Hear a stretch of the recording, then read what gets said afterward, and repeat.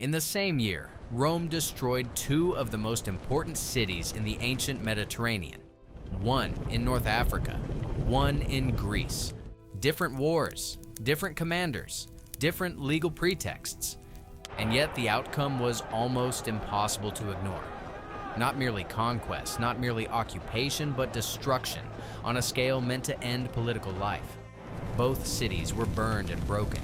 Their populations were killed, enslaved, or scattered. Both names survived, but the cities that had carried them were gone. The year was 146 BC. Most people, when they hear about Carthage, think of a long rivalry finally settled. When they hear about Corinth, they think of a separate Greek war, a separate story, almost unrelated. That is the version history tends to tell. Two events that happen to share a calendar year. But there is another way to read 146 BC. Not as coincidence, not as the natural conclusion of two separate conflicts, but as the moment Roman power revealed that negotiation could no longer guarantee survival. The question is whether that was a decision or a convergence. And the answer matters more than it might seem. To understand what changed in 146 BC, you have to understand what Rome had been before it. For much of Rome's expansion, the preferred model was not extermination. It was subordination. You lost to Rome, you paid tribute, you supplied soldiers, you accepted Roman oversight, and you continued to exist. Client kings kept their thrones, cities kept their walls, cultures kept their temples. The system worked because Rome usually needed administered territory more than it needed ash. Carthage had lived inside that system for decades. After the Second Punic War, after Hannibal, after the existential terror of a Carthaginian army within sight of Rome's walls, Carthage had been defeated and deliberately left standing, stripped of its navy, forbidden from waging war without Roman permission, watched, and yet quietly, extraordinarily prosperous. Carthage rebuilt itself as a commercial city. For decades, it had mostly lived within the cage Rome built for it. Corinth sat at the other end of the Mediterranean and occupied a different kind of importance. It controlled the narrow isthmus between two seas, which made it one of the richest commercial cities in Greece. It stood at the center of the crisis around the League, a federation of Greek city-states that had long since accepted the reality of Roman power and tried to navigate it carefully. Neither Carthage nor Corinth posed an existential military threat to Rome, but both became politically intolerable once they challenged the limits Rome had set. Two wealthy, functioning cities. Both had spent years operating within frameworks Rome itself had constructed. Both, until the final crisis, trying to survive inside rules Rome had written. The pressure on Carthage had been building for years, and it had a name: Marcus Porcius Cato. Cato was old, influential, and possessed of a conviction so total it bordered on obsession. He had reportedly visited Carthage on a diplomatic mission and returned to Rome shaken, not by Carthaginian aggression, but by Carthaginian prosperity. A city Rome had defeated twice was thriving. To Cato, this was intolerable. He reportedly ended his speeches in the Senate, regardless of their subject, with the same demand: Carthage must be destroyed. He was not unopposed. Among others, argued the reverse. Rome needed Carthage. An external rival kept Roman citizens disciplined, Roman institutions sharp, Roman politics focused on something beyond themselves. Remove the threat, Nasica warned, and Rome would turn its competitive energies inward. The debate is preserved in ancient sources, and it was not one-sided. What gave Cato's faction its opening was a clause in the treaty Carthage had signed after its second defeat. Carthage was forbidden from waging war without Roman approval. When the Numidian king, a Roman ally, began making aggressive incursions into Carthaginian territory, Carthage eventually fought back. Rome declared the treaty violated. The legal argument existed. What is harder to accept at face value is the sequence of what followed. Rome sent a delegation to Carthage with demands. Carthage complied. it surrendered 300 children of noble families as hostages. Then, it was told to surrender its weapons and war equipment. It complied again. Only after both rounds of compliance was the final demand revealed. Carthage was to abandon the coast and relocate its population inland, roughly 15 kilometers from the sea. The city itself would be demolished. This was not a peace condition. It was an announcement. Carthage, already disarmed, understood what it meant and refused. The war that followed lasted 3 years. A city that had handed over its weapons improvised new ones. Women reportedly cut their hair to make bowstrings.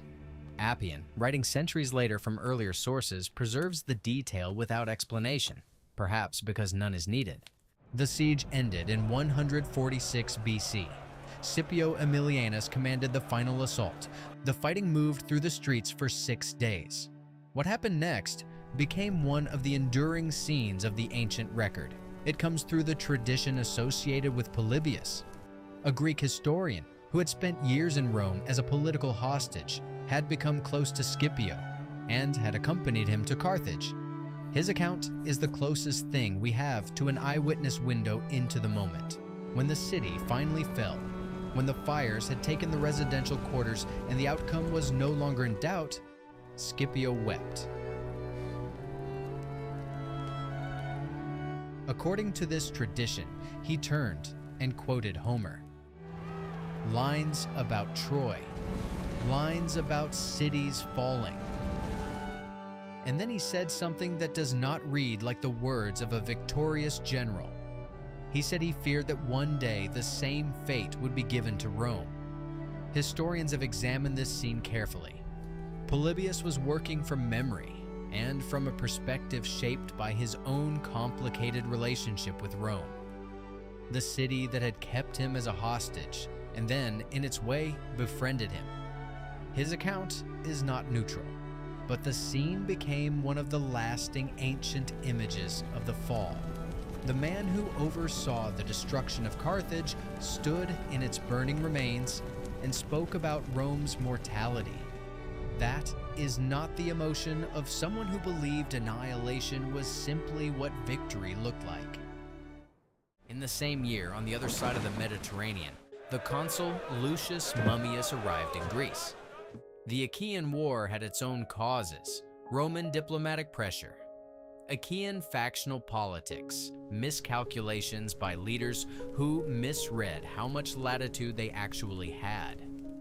A confrontation that escalated beyond what anyone seems to have intended. The details differ entirely from the Carthage campaign. But when Corinth fell, Roman command, acting within the authority of the same political system, reached the same extreme outcome. The city was destroyed. The population was enslaved. The art, and Corinth had extraordinary art, was shipped to Rome in such quantity that Mummius allegedly told transport contractors that any originals lost in transit would need to be replaced with equivalents. Ancient writers recorded this as evidence of his ignorance about what made an original valuable. It also tells you something about the scale of what Rome expected to take. Corinth remained largely uninhabited for nearly a century. Julius Caesar refounded it in 44 BC, almost 100 years later. Polybius, who had watched Carthage burn, also connected the destruction in Africa with the catastrophe in Greece. He noted the coincidence of the two destructions. He was not the only ancient writer to find it significant. Here is what is genuinely unknown and worth saying plainly. No ancient source establishes that the Roman Senate coordinated both destructions as a unified policy. The wars had different origins, different commanders, different formal mandates. But both choices emerged from the same political climate, in the same year, under a ruling class that knew both crises were unfolding. Whether that constitutes a plan depends on what you think a plan requires. What is not in dispute is what the Mediterranean could understand afterward. The question was no longer whether Rome could win. The question was whether Rome would bother to offer terms. That is why one later myth mattered so much. There is a tradition that after Carthage fell, Rome salted the earth, that the ground was rendered permanently sterile as a final act of erasure. Most scholars now regard it as almost certainly apocryphal. What is interesting is not whether it happened, it is that later generations found it believable. The destruction felt so total that tradition reached for an image equal to that scale. Salt on the earth, nothing ever growing there again. The myth says something true about what Rome had communicated, even if the salt was never real. 146 BC did not cause the fall of the Roman Republic, but several historians treat the year as a hinge, the point at which Rome, having eliminated its last Western rival of Carthage's scale, began to face its own power differently. Scipio Aemilianus had warned that Rome needed Carthage to remain what Rome was. He lost the argument, and then Carthage burned. Scipio Aemilianus watched the fire and quoted lines about Troy and said he was afraid for Rome. He carried out the destruction and still seems to have understood that something irreversible had occurred. Not just for Carthage, for whatever Rome would become next. 2 cities, 1 year, the same Senate, the same outcome. Whether that was a decision or a convergence is still debated. But after 146 BC, any city that dealt with Rome had to ask a different question. Not what Rome wanted, but what Rome was still willing to spare.